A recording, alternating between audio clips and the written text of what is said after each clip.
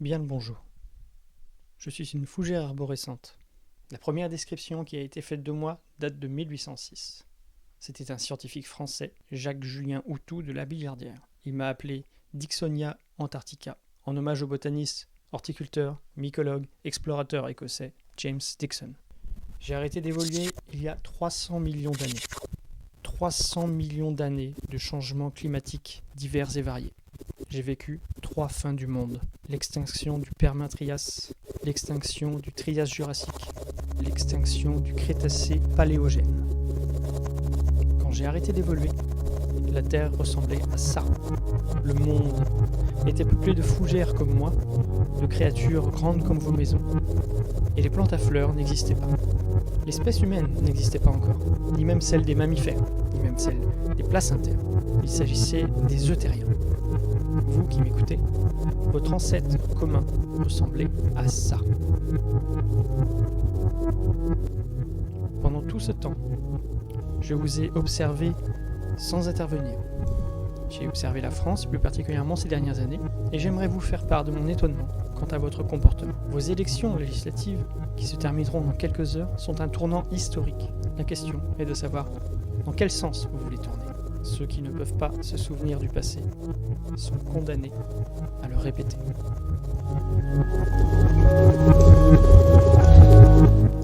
Le Front National a été fondé par des collaborationnistes dont François Brignot, journaliste et ancien milicien pétainiste, qui sera le vice-président. Par des membres de l'OAS, une organisation terroriste d'extrême droite française, dont la devise est « L'OAS frappe quand elle veut et où elle veut ». Elle a aussi été fondée par des membres d'Ordre Nouveau, un parti néofasciste qui a donc été dissous par le Conseil des ministres en juin 1973 et dont faisait partie Jean-Marie Le Pen, et par d'anciens Waffen-SS, parmi lesquels Jean Castriot, Léon Gauthier, Pierre Bousquet, aux ordres de l'armée nazie sous la division Charlemagne. Oui, mais ça, c'est du passé, ils ont changé. C'est le refrain du Rassemblement national. Depuis la commandante en chef, qui a sacrifié son père pour montrer patte blanche,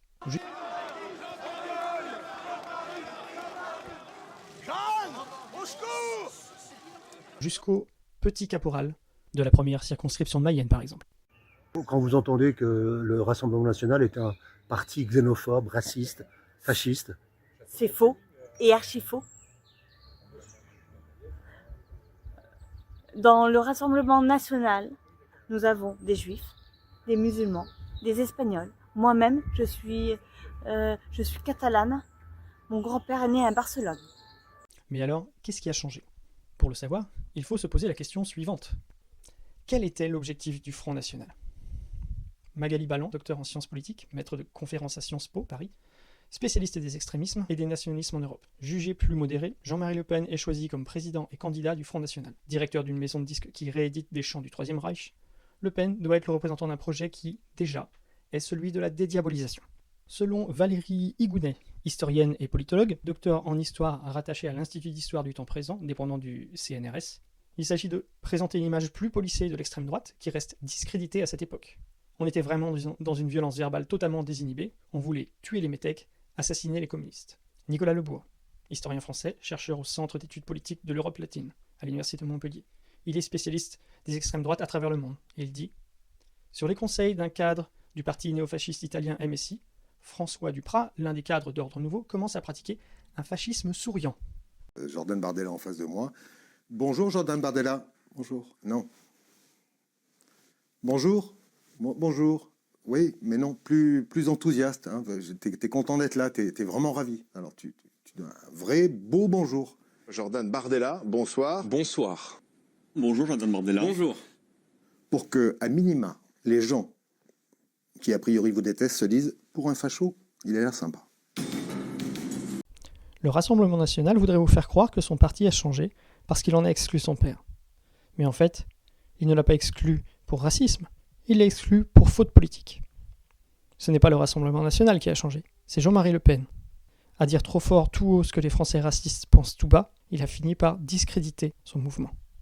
Alors que depuis la fondation du parti, sa mission, celle que les cadres du RN ont repris, est, et a toujours été, de dire tout bas ce que les Français racistes pensent tout haut. Rentrez chez vous. Alors, va à la niche. On fait ce qu'on veut, on est chez nous, d'accord? Alors tu les gars. C'est comme si les élections, ça a libéré, quoi. Ça a libéré la parole. Arrête-toi avec ça. Arrête avec ça, sinon j'appelle la police. C'est une autorisation, une porte ouverte maintenant à dire aux immigrés que voilà, vous n'êtes pas la bienvenue, vous n'êtes pas chez vous, on va vous foutre à la porte. Divine Kinkela. Et quelles sont leurs intentions? On peut penser qu'ils vont se contenter de continuer la politique de soumission complète de la France à l'économie de marché, continuer le démantèlement des services publics, de la radio, de la télévision, à plus grande vitesse peut-être. Inutile de contraindre quand il suffit de libérer le marché, casser quelques règles. 90% des médias de masse privés sont tenus par une poignée de personnes déjà. Pourquoi envoyer les enfants dans des jeunesses lepénistes quand on peut se contenter de leur apprendre la vie le plus tôt possible dans les entreprises? Dans une large mesure, ce monde d'ordre et de marché est déjà là. Il n'y a que quelques petits verrous à lever pour qu'il advienne pour de bon. C'est facile de voir comment on rentre dans ce monde-là, mais beaucoup plus dur de voir comment on en sort. Par ailleurs, il ne faut pas non plus oublier l'esprit des pères fondateurs du Rassemblement national. Ainsi, on peut aussi penser qu'il se passe bien pire. D'ailleurs, on a une petite musique dans les médias qui consiste à dire qu'on est sur le point d'avoir une guerre civile. On élimine, eh bien ça fera la victoire de Marine Le Pen, mais il pense que cette victoire aura une vertu, c'est de dresser d'un seul coup une force révolutionnaire issue en partie d'une avant-garde estudiantine, militante, mais en grande partie de ces nouveaux prolétaires délaissés que sont les populations pauvres et déracinées des banlieues de l'islam, et que ces populations vont établir la révolution par la rue, puisque lui n'y arrive pas. Il n'est donc pas interdit de s'attendre à une multiplication des Ziné Bredouane, tué à sa fenêtre par une grenade lacrymogène pendant une manifestation, des Rémi Fraisse, tué par l'explosion d'une grenade offensive coincée entre sa veste et son sac à dos, voire à des interventions de milices néofascistes qui aujourd'hui sont autorisées à défiler dans la rue sans être inquiétées, voire en étant protégées par la police.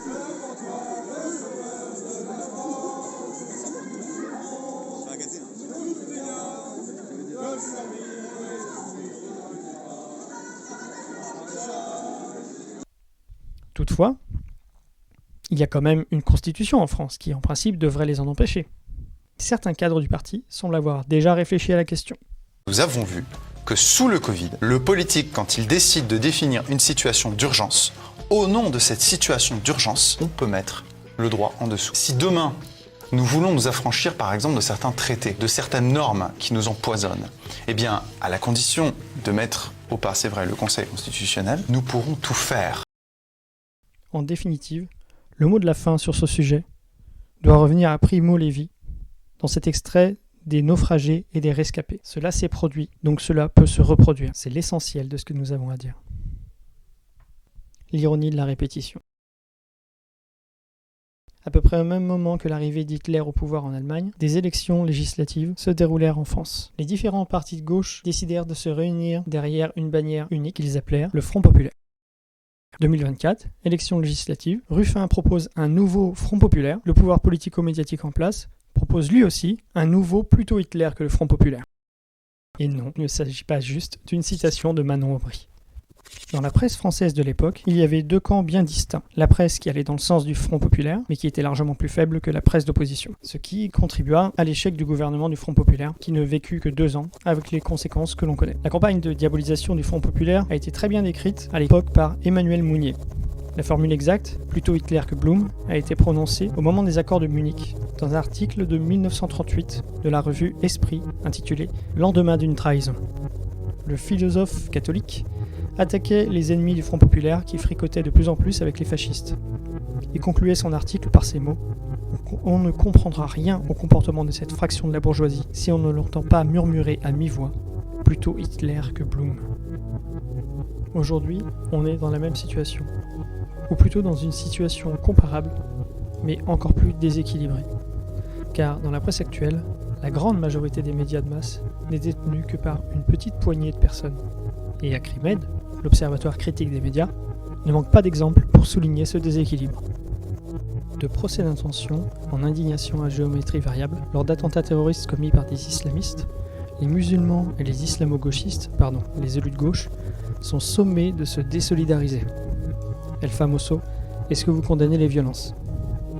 Alors que dans le même temps, ils sont traités d'antisémites lorsqu'ils ne restent pas silencieux, mais préfèrent relayer les propos de l'ONU et de la Cour internationale des droits de l'homme face au massacre de plus de 30 000 Gazaouis, hommes, femmes, enfants, vieillards, face à la mort de nourrissons parce que l'armée israélienne interdit l'approvisionnement en lait infantile à Gaza. Thomas Jefferson, principal rédacteur de la Déclaration d'indépendance des États-Unis d'Amérique, a un jour déclaré « S'il m'appartenait de décider si nous devions avoir un gouvernement sans journaux ou des journaux sans gouvernement, je n'hésiterais pas un instant à choisir la seconde solution. » Ainsi, Darmanin peut, en toute impunité, s'adonner à la calomnie et aux appels à la haine contre la gauche sans être inquiété. Et quand la Ligue des droits de l'homme va dans le sens de la France insoumise en dénonçant les violences policières de Sainte-Soline, enregistrement audio à l'appui, ce dernier propose tranquillement de supprimer leurs subventions. La Ligue des droits de l'homme. Telle menace n'était pas arrivée depuis le régime de Vichy. Il y a une incroyable ironie dans cette répétition.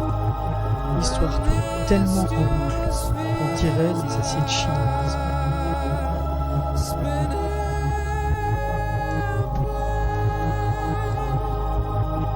Encore une répétition.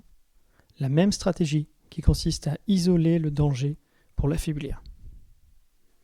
Dès les tout débuts de sa vie politique, Hitler a manifesté méfiance et hostilité envers la France.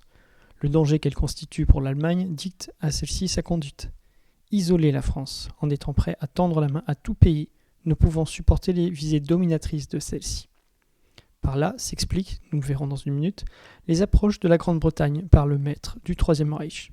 Avant d'y arriver, je voudrais vous parler d'une exposition que j'ai vue récemment au musée d'histoire de Berlin et qui s'appelle Roads Not Taken. Excellente. Le principe de l'exposition, c'est de présenter 14 tournants de l'histoire allemande en mettant d'un côté la réalité de ce qui s'est passé et d'un autre côté une possibilité alternative devant laquelle se trouvaient les contemporains. Et je voudrais m'intéresser à un tournant en particulier. En 1936. La réalité d'abord. En occupant la Rhénanie en violation du droit international, Adolf Hitler prend un grand risque, car l'armée allemande est inférieure en nombre à l'armée française. L'absence de confrontation et le succès de la politique intérieure qui en découle confortent Hitler dans ses plans d'expansion. La possibilité maintenant.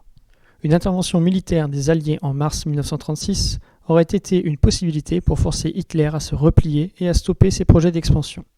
Une défaite aurait en effet grandement entamé son prestige en Allemagne comme à l'étranger. Cette possibilité était illustrée par un extrait du journal intime d'Hitler, sur lequel je n'arrive malheureusement pas à mettre la main, mais qui disait en substance « La chance qu'Hitler était conscient d'avoir, de voir que la France, première puissance militaire d'Europe, voire du monde, ne l'avait pas attaqué à ce moment-là. » Il faut toutefois préciser que la France s'attendait à être soutenue par la Grande-Bretagne, puisqu'elle faisait partie du traité de Locarno que l'Allemagne venait d'enfreindre. C'était, selon les conceptions françaises, un cas où l'alliance devait jouer, où la France aurait dû être soutenue par le Royaume-Uni dans l'éventualité d'une attaque armée contre l'Allemagne. Mais, après réflexion, Hallo Stanley! Le gouvernement conservateur de Stanley Baldwin était d'avis qu'en l'occurrence, il ne s'agissait pas d'une attaque de l'Allemagne contre la France. Hitler était par ailleurs tout à fait conscient de la menace que représentait le Front populaire français jusqu'en Allemagne. Voici un extrait du journal L'Humanité datant du 12 décembre 1936. On comprend qu'il cherche à isoler le parti par tous les moyens.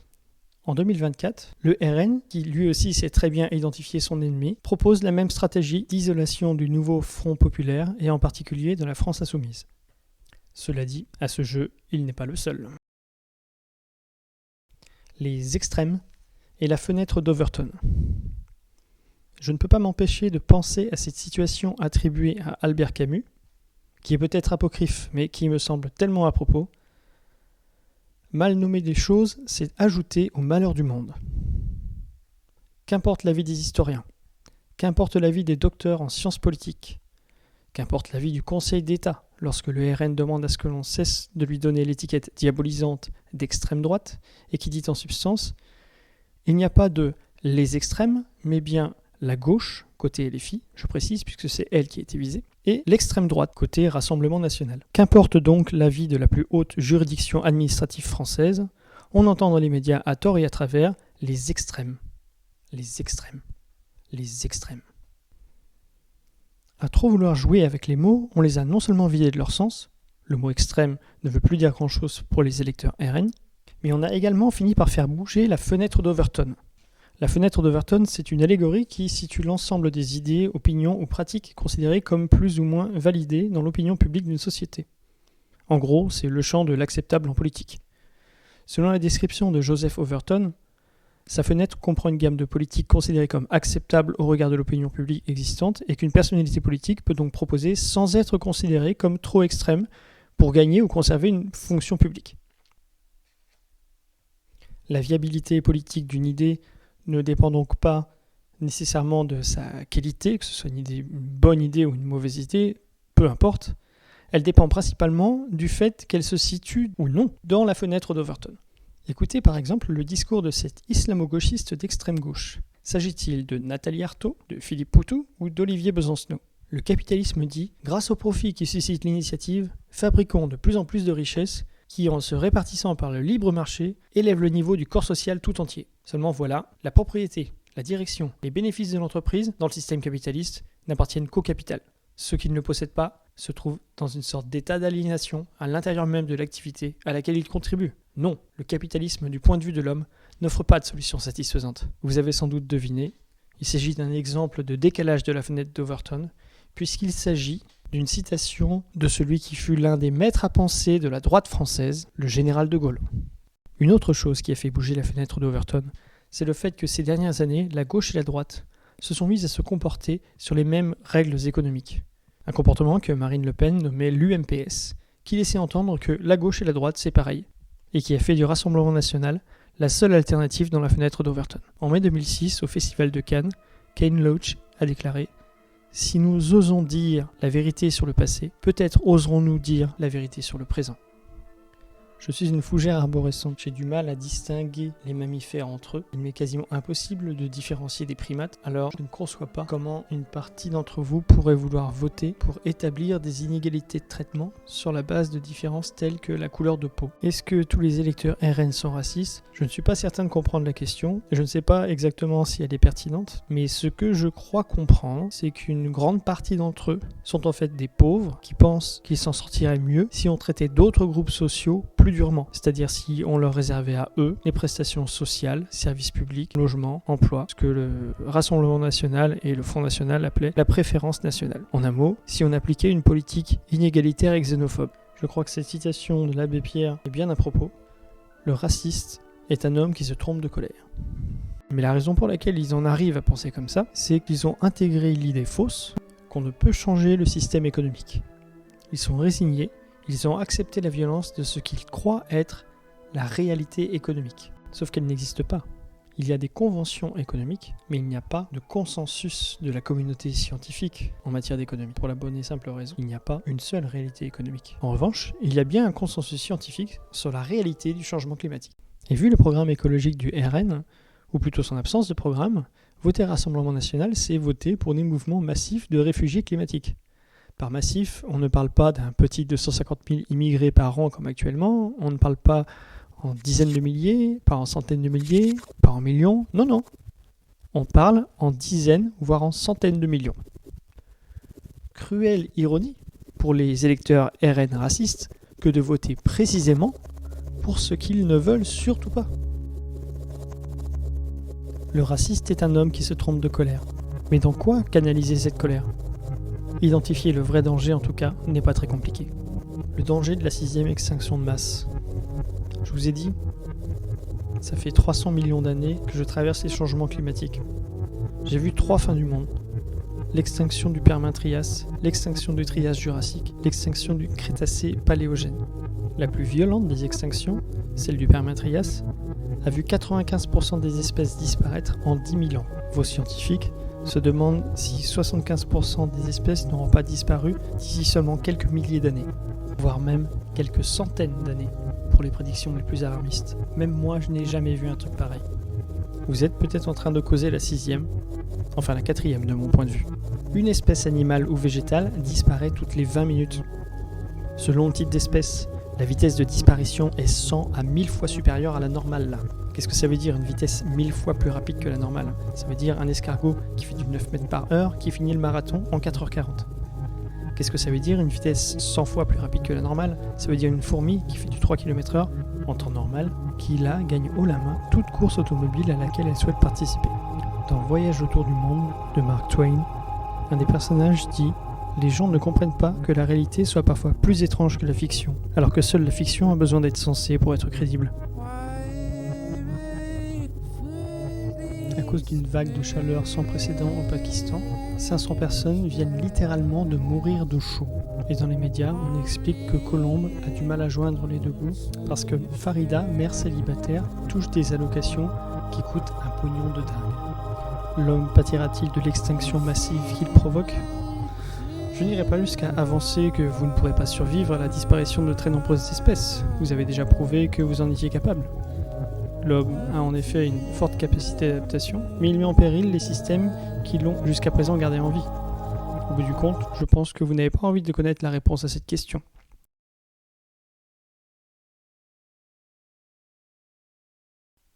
Vos scientifiques en appellent à une prise de conscience générale pour que des actions continuent d'être menées en faveur de l'environnement. Si vous le leur demandez, ils ont des bibliothèques de solutions à vous proposer. Il est indispensable de poursuivre les actions de préservation, de lutter contre les pressions que subit l'environnement, de cultiver l'émerveillement pour la nature et de documenter la biodiversité. Depuis bientôt 10 ans, vos ONG en appellent à voter pour le programme qui est devenu aujourd'hui le programme commun de la gauche. Vous aimez tourner en rond. Qu'à cela ne tienne, vous pouvez sortir de ce cercle vicieux pour entrer dans un cercle vertueux. Investir massivement dans la transition énergétique, produire et consommer autrement, augmenter les salaires et aider les petits entrepreneurs pour relancer l'économie, la vraie, celle qui fait que tous les jours des milliers d'humains et des milliers de Français et Françaises puissent avoir confiance en l'avenir. Et même si vous n'avez pas confiance en l'avenir d'ailleurs, si vous voulez mon avis de fougère arborescente, ma réponse serait la même que celle de Martin Luther. Si l'on m'apprenait que la fin du monde est pour demain, je planterais quand même un pommier, parce que c'est une bonne chose à faire.